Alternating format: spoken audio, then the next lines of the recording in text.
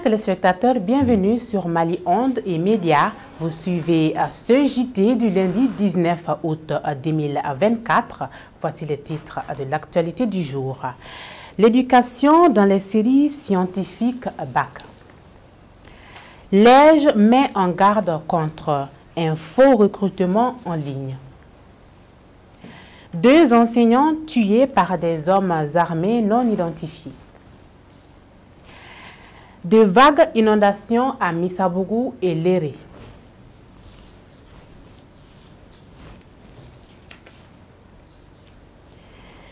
Depuis plus de 7 ans, les meilleurs élèves aux examens nationaux maliens DEF et BAC proviennent principalement des écoles privées avec une prédominance notable des séries scientifiques SE.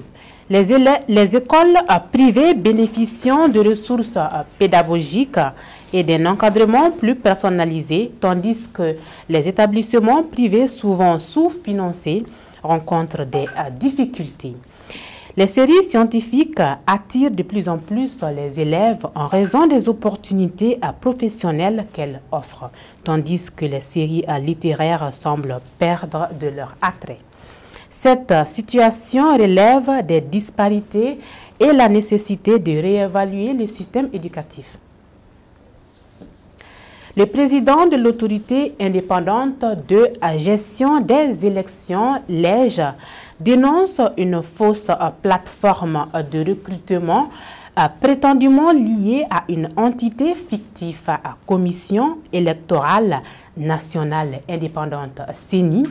Selon la loi numéro 2022-019 du 24 juin 2022, EJ est la seule autorité compétente pour les opérations électorales au Mali.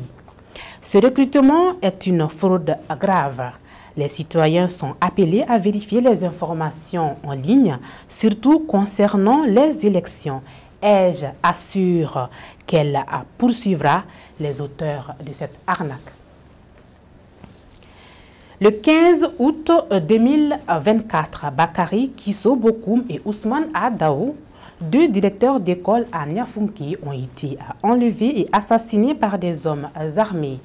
Leurs corps ont été découverts le 17 août, provoquant une profonde tristesse au sein de la communauté éducative. Le ministre de l'Éducation nationale du Mali a condamné cet acte violent, soulignant que cela constitue une attaque contre l'éducation et appelant à des mesures renforcées pour protéger les enseignants dans les zones à risque. Le 17 août 2024, de fortes pluies ont provoqué des inondations à Bamako, particulièrement dans le quartier de Missabougou, submergeant maisons et infrastructures, y compris un poste de police. Malgré l'ampleur des dégâts, les habitants ont montré une solidarité remarquable en venant en aide aux sinistrés.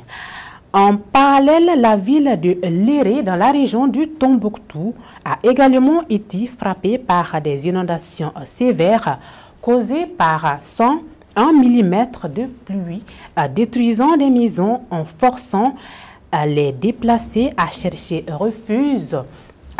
refuge dans les lieux publics. Les autorités locales sollicitent une aide d'urgence.